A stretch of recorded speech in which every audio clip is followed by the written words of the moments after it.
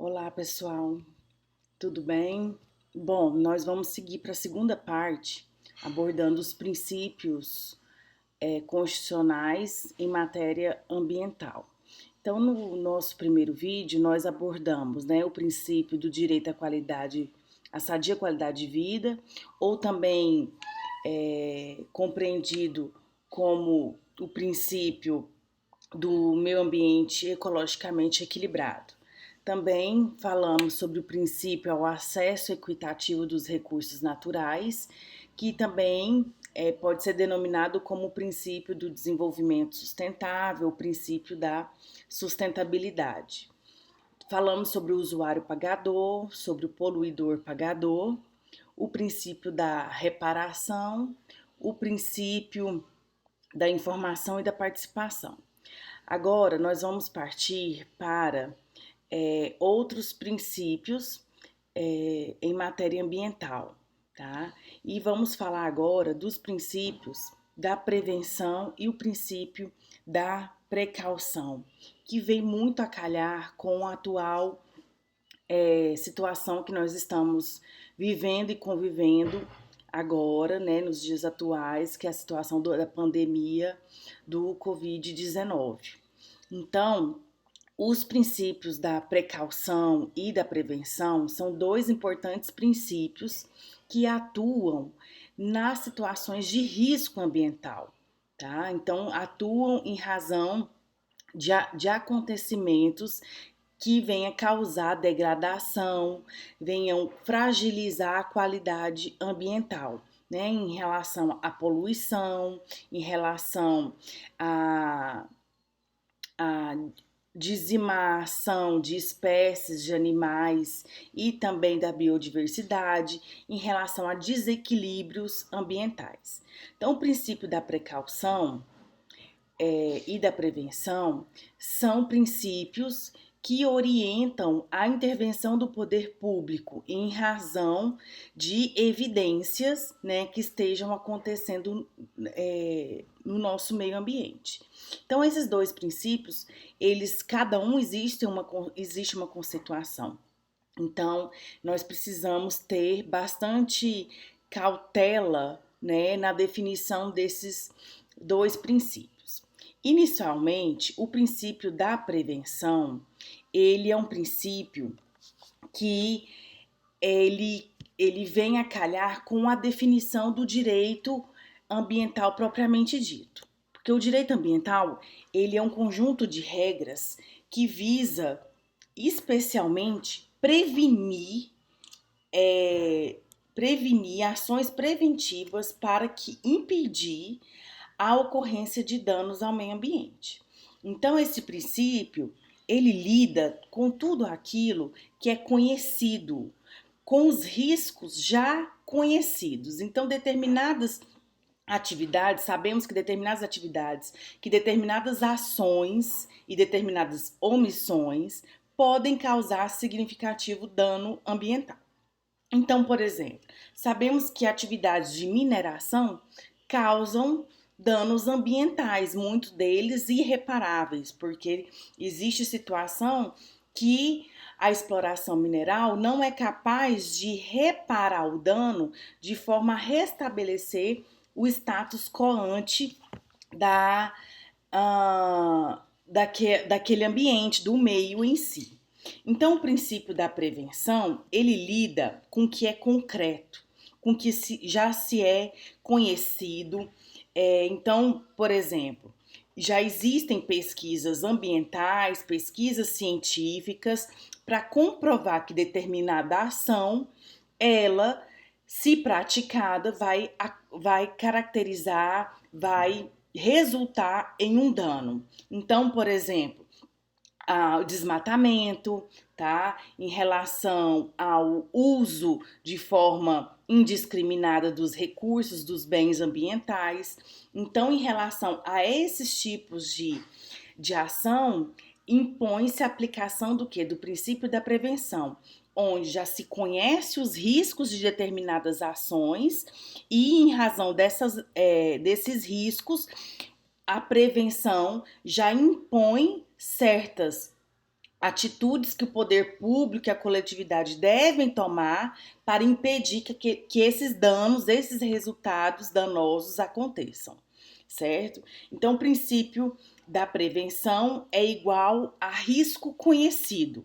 É preciso deixar bem claro essa característica, né, da prevenção, que ela vai atuar diante de riscos conhecidos. Então, por quê? Porque se acontece um dano ambiental, só a reparação desse dano não basta para que aquele meio seja restabelecido. Porque, teoricamente e faticamente também, muitos danos ambientais são tecnicamente irreversíveis. Por exemplo, se há o desmatamento de uma floresta milenar, nesse desmatamento pode acontecer extinção de espécies da fauna e da flora. Diante disso, vai se conseguir voltar à situação anterior através da aplicação do princípio da reparação? Então, se há o desmatamento, a extinção de espécies, muito provavelmente não se há possibilidade de voltar à situação prévia, à situação, ao status quo ante, à situação anterior. Então, nesse caso, o direito ambiental e como um direito preventivo, ele não vai conseguir o quê? Ser aplicado. Então, tem uma grande característica esse direito preventivo, o princípio da prevenção, de evitar os danos ambientais e de minimizar também os impactos ambientais. Então, para fechar esse princípio da prevenção, esse princípio, então, ele trabalha com os danos, com os riscos que são conhecidos. E aí, diante desse princípio da prevenção, existem instrumentos na Política Nacional do Meio Ambiente, instrumentos que o poder público deve lançar mão, deve utilizar para o quê? Conhecer esses riscos, calcular esses riscos e adotar medidas que sejam o quê? Que visam impedir a ocorrência de danos, minimizar, mitigar ou até mesmo compensar eventuais danos. Então, diante da aplicação de instrumentos preventivos, é possível, portanto, fazer com que os impactos, os danos sejam mitigados, reduzidos e até impedidos. Tá? O exemplo mais concreto de aplicação desse princípio da prevenção é a realização prévia de estudos de impacto ambiental. Então, nós temos o EIA-RIMA, que é um instrumento utilizado pelos empreendimentos que causam degradação, que causam danos. Então, no estudo prévio de impacto ambiental, que é regulamentado por uma resolução do CONAMA, esse estudo ele visa trazer elementos concretos de impactos em razão da implementação de determinado empreendimento.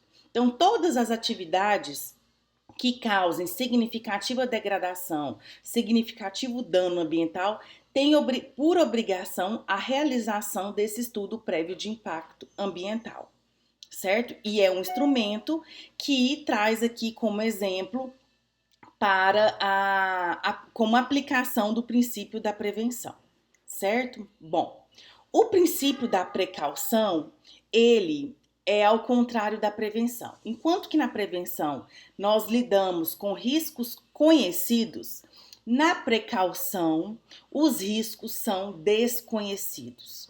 Então, o princípio da precaução, ele vem a calhar com a atual situação que nós estamos vivendo. Então, nós estamos vivendo uma situação de uma proliferação, né, muito rápida de uma doença, que é o Covid-19, o coronavírus, e em razão de não se saber, não se haver estudos científicos de como essa doença ela possa os danos efetivos que essa doença causa à humanidade, por isso que o poder público está adotando medidas preventivas para evitar a transmissão de forma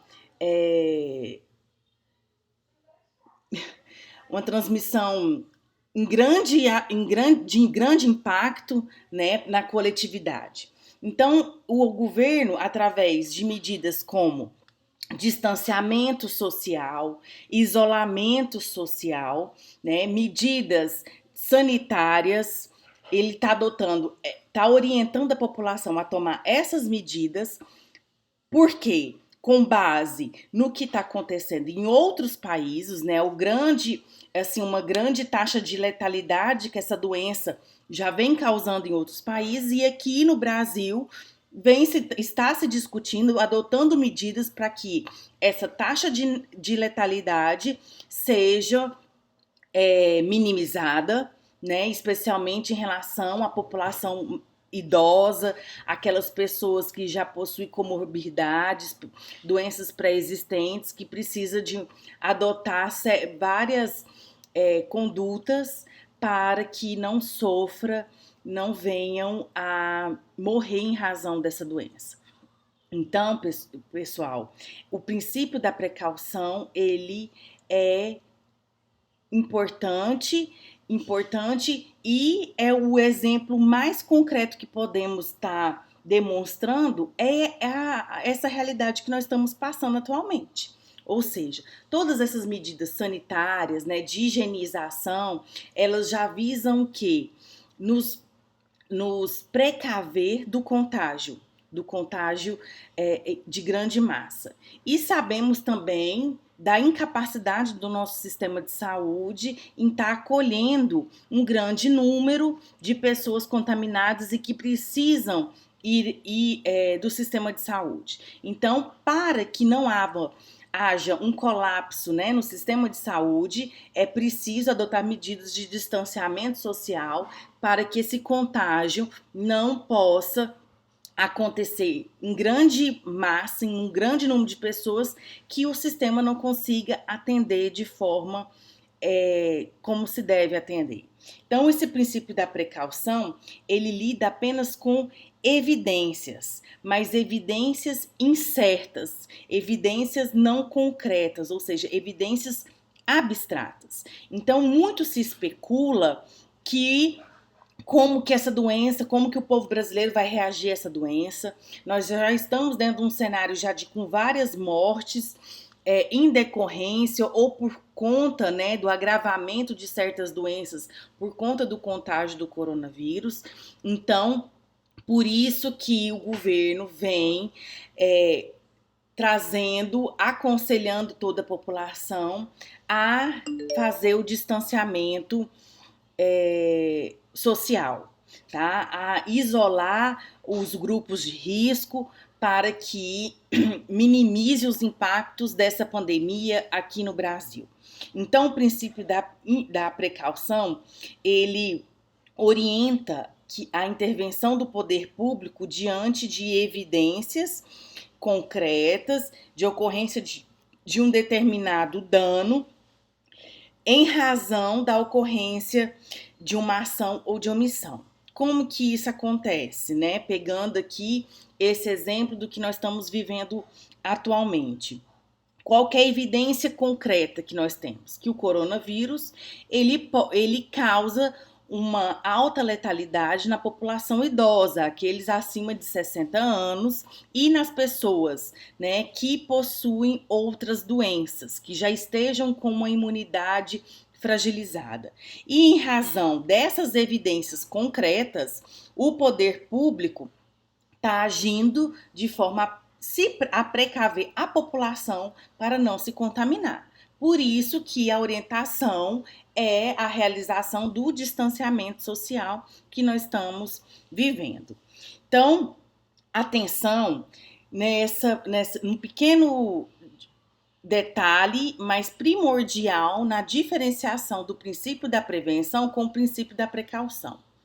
Friso, o princípio da prevenção, ele lida com um dano certo, concreto, tá? A precaução, ela lida com um perigo incerto, que não se tem certeza do que vai acontecer, né? Por quê? Voltando aqui em razão da nossa realidade, nós temos uma evidência de que a população que não seja idosa abaixo de 60 anos, o índice de letalidade é menor. Porém, nós temos dados incertos de subnotificações dessa doença. Ou seja, pode haver, dentre uma pessoa que pega essa doença, 2 ou 3 podem já ter pegado, ter sido contaminada, mas não teve nenhuma reação e não foi testada para confirmar o caso. Então, não se tem certeza ainda, por exemplo, se a pessoa que pegou esse vírus, ela vai poder ser contaminada novamente, ela vai vir ficar doente novamente, ou ela vai produzir anticorpos de forma que ela não possa mais sofrer com essa doença. Porque isso é o que a gente lida, por exemplo, com a questão da dengue, com a questão da malária. Então, existem outras doenças que o contágio pode se repetir, né? Então, tanto é que está se desenvolvendo vacinas, mas até o momento essas vacinas ainda não estão prontas e a gente ainda não sabe se vai existir realmente alguma vacina concreta para de forma que venha impedir a contaminação, né, ou a expansão dessa doença para várias pessoas. Então, muito dos riscos são desconhecidos. Por isso é que nós precisamos adotar medidas o quê? Para nos precaver de um dano maior que a morte, tá? Então, podemos afirmar então que o princípio da prevenção lida com riscos conhecidos e a precaução lida com danos não conhecidos, com danos abstratos, tá ok?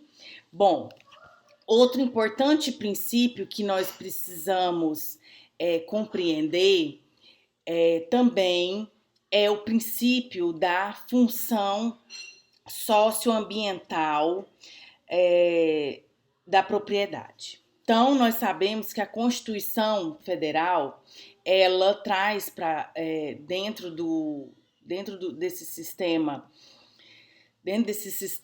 preventivo, dentro desse sistema principiológico, né, garante a todos o direito à propriedade, que está estampado lá no artigo 180, no artigo 5º, inciso 22 da Constituição. Então, diz que o uso da propriedade, o que falar? Que o uso da propriedade, ela deve cumprir, né, a função social. De maneira bem simples, a propriedade, ela tanto urbana quanto rural, ela pode ser perfeitamente utilizada desde que atenda à sua função social, desde que atenda também à coletividade, o interesse público. Então, como que fica a propriedade no direito ambiental? Quando nós falamos do princípio da função socioambiental da propriedade, que é a propriedade urbana e a propriedade rural. Então, ambas devem atender essa função socioambiental. Então, como que se atende essa função? A Constituição responde isso. Quando se trata da propriedade rural, o artigo 186 da Constituição traz uma série de incisos que falam dos requisitos que devem ser cumpridos pela propriedade para ser considerado o quê? Para ser considerado que está atendendo, cumprindo com a sua função social. No que se refere ao direito ambiental, ao meio ambiente, diz bem claro no inciso 2 do 186 que a propriedade só atende a sua função social quando observa a proteção do meio ambiente. Então, o que seria isso de maneira prática? Proteger o meio ambiente em uma propriedade rural, por exemplo. Nas propriedades rurais, nós possuem áreas especialmente protegidas, que são as áreas de proteção permanente, que são as APPs, áreas de preservação permanente, APPs. Então, se eu tenho uma APP dentro da propriedade, então eu tenho que observar, tenho que respeitar. E da mesma forma, existe o outro instituto inerente à propriedade rural, que é só na propriedade rural, que é a reserva legal. A reserva legal florestal é aquela dentro da propriedade que vai variar dentro de uma porcentagem de 20 a 80% da propriedade tem que estar destinada à proteção ambiental. Inclusive, todas as propriedades rurais devem ter a reserva legal florestal. Então, dependendo da região do país, é que vai mudar o percentual, tá? Então, se for no sul, sudeste, nós temos o percentual de 20%. Se for na Amazônia Legal, esse percentual vai de 35% a 80%. E aí nós vamos ter uma aula específica para tratar sobre isso. Então, a reserva legal nós na propriedade rural tem esses dois institutos que devem ser observados. Então, se há desmatamento, se não há um cuidado em relação a esses institutos, pode-se entender que a propriedade rural não está atendendo a sua função social, tá? E com isso, se ela não atende sua função socioambiental, pode ser passível de desapropriação para fins de reforma agrária, tá bom? Para quê? Para que essa função possa ser dispendida, pode ser dada. E a propriedade urbana? A propriedade urbana, como que ela cumpre a sua função social? Quando ela atende, cumpre, observa a lei do plano diretor. O que é esse plano diretor?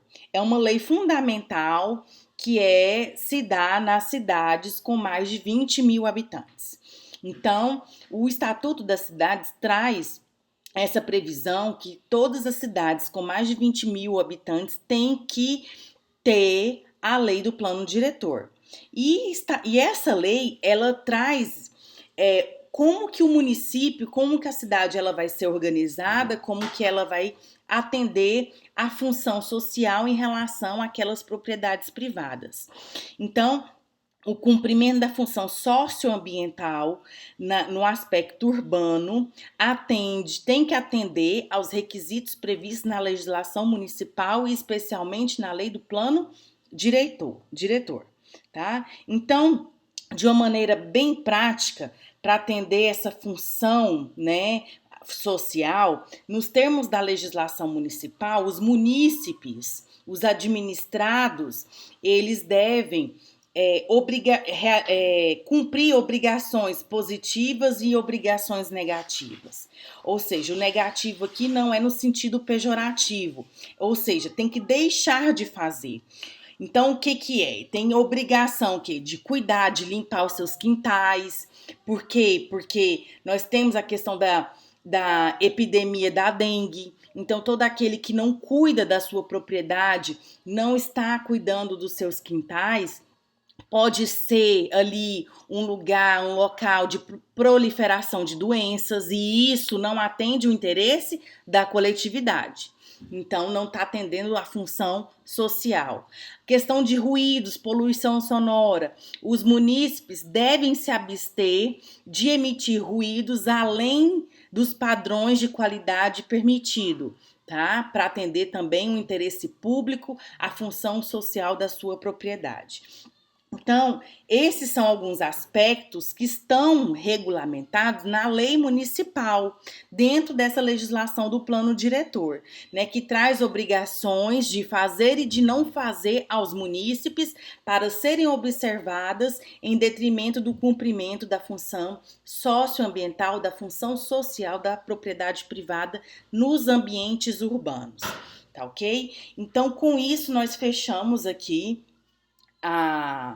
esses princípios ambientais, tá? Espero que vocês deem uma lida. Eu vou compartilhar com vocês um material de estudo e a realização de algumas atividades para ficar bem compreendido esse conteúdo sobre os princípios ambientais, tá bom? Obrigada pela atenção e vamos para a próxima. Vamos em frente.